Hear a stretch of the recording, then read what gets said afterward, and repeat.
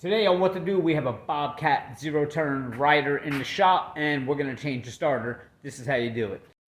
Just real quick, some of the tools that I used. Every machine may differ though, because as you change mechanics, people can change nuts and bolts or whatever. But this typically is not going to change. This is a 7/8 wrench. I am going to use that on these two hydraulic lines to pull them out of the way. A 1/2-inch socket and a drive with an extension. You're going to need them for the bolts on the starter. Power wire underneath here is also a 1/2-inch, and I used an 11mm on the battery. I think that nut and bolt was changed, but that is what I used for the battery. And the 13/16 socket, which is what I used to take this wheel off. Let's get into how to do it. First thing you want to do, since we're messing around with a bunch of wires and stuff, is take your 11mm wrench. Maybe different on your battery, but disconnect that positive. With this back wheel on, it's kind of hard to get straight in here to, well, I have small arms, so it's a little bit easier, but it's still tough for me. But, so what I did is I took the 13/16 socket, and I already removed the wheel off of here. So let's get that wheel out of the way. Now, as you can see, you have a clear path in here to work on your starter. And one of the things you might want to do, it's a good rule of thumb, and even I as a mechanic all these years, I still do it, is take pictures. There's a lot of wires in here, and you may only be pulling off 1 or 2 wires, but when you drop that starter down, there's other wires and it could rip them out, and then you're going to forget where things go. So just take a minute, take pictures of everything before you even start disassembling anything. So this way, if you can resort back to it if you have a problem when you're putting the starter back in. And as you can see here, there's all these wires in here, okay? And your starter is back up behind these hydraulic lines and everything. Now, you can gorilla this and take the bolts out of the starter and try to fight and pull it through all this, but you got a lot of wires here, guys, so you might end up ripping something out or whatever. That's totally up to you. Me, I just want to take the easy route. I'm going to take the extra time, and the first thing I'm going to do is I'm going to take the 7/8, and I had already loosened these up, but the 7/8 wrench, and you're going to take these 2 lines off. Now remember, which one goes to the top, which one goes to the bottom.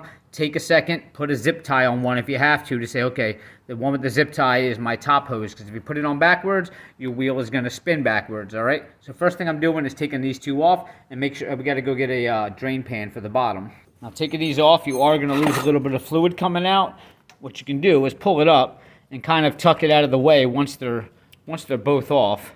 Now that I have them disconnected, you can see I have my top hose labeled here. When I go to pull that starter out, you can see I'm able to push these hoses out of the way and bring the starter right out here. We have some wires here. All right, you just want to unplug that like that. We're going to push them out of the way. This way we can make this thing slide out nice and easy.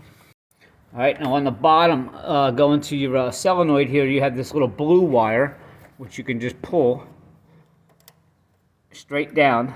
See that? All right, now take pictures. So when you're putting this back in, you won't forget where this goes, but it's kind of self-explanatory if you look at it. It's the only one that goes to the starter that actually slides on there. So next we have a 1/2-inch, which we have these 2 or 3 red cables going to on the bottom of your solenoid. So we're going to get the ratchet and loosen that. All right, we got our 3 wires off of the bottom of the solenoid there, you can see, and I have all 3 of them tied together with this label here. Those are out of the way. So basically now we have mostly everything out of the way. There's a couple wires hanging here and there, but we got a nice clear path to pull that out. So we're going to go up top of the starter now, and if you look, you're going to have a 1/2-inch bolt there and a 1/2-inch there. Now this is where you're going to need your ratchet with your extension to come up so you can pass the motor so you have room to turn. The one in the back was pretty easy. This one was a little tough, but those are your 2 bolts that you're going to take out next.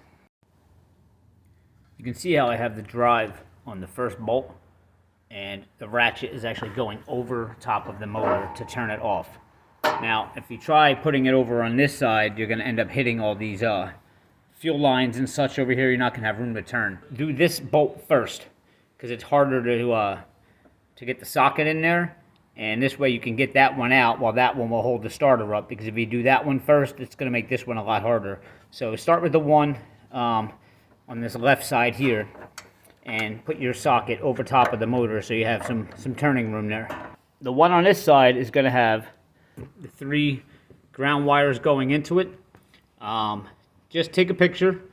But pretty much rule of thumb is all the red ones are going on the bottom of the starter that you just saw us take off, and all your black ones, your 3 black ones, are coming up to this right side bolt right here. I got that bolt out. There's our 3 wires. Now, the starter seemed like it was kind of jammed up in there. You know, I've done them in the past where they actually just fall right down when you take the bolt off. This one was stuck, so I just took the end of my socket drive, came down here and tapped on it, and it dropped. The starter dropped right down. So you might be thinking, oh, is there another bolt in there? It's just those 2 bolts. You're just going to have to tap on the bottom of the starter here, and it did fall down. This is where we're going to have to push these out of the way. I'm going to need 2 hands. But be careful of any of this wiring. You don't want to rip anything out. Take your time, and we'll push these 2 hoses out of the way, and we're going to slide it right out of here. See that? You can slide it right out. Okay, so if you had taken your pictures and remembered the steps that you did, it's real simple. Take your other starter, put it back in, just retrace your steps. Hit subscribe below, give me a like, and I'll see you guys next time.